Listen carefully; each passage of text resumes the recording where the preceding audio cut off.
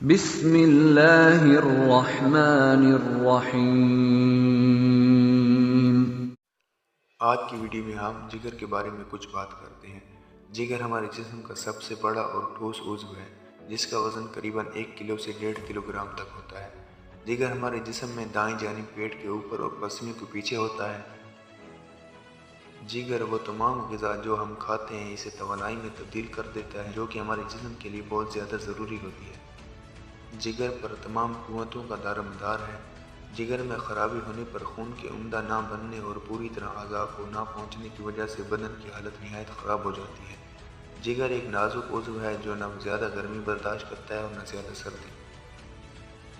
مرغن غذائیں، مرچ، مسالے دار چیزوں، فاسٹ فوڈ، تلی ہوئی اشیاء، شراب نوشی، زیادہ گوشت کا استعمال، گرمی میں پھرنے، محنت، مشقت، کثرت جمع اور ورزش نہ کرنے کی وجہ سے جگر کی حرارت بڑھ جاتی ہے۔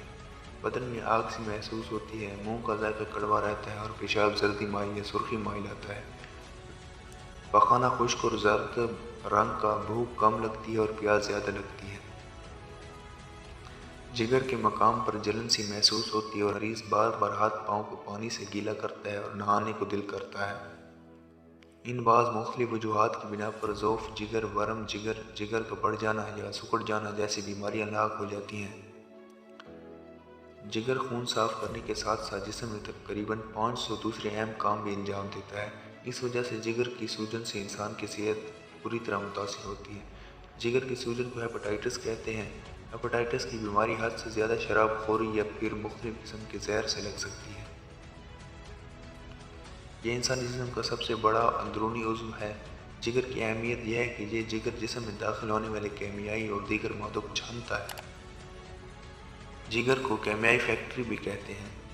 جگر ایک مضبوط عضو ہے جو کہ اپنے آپ کو خود ٹھیک کرنے کی صلاحیت رکھتا ہے۔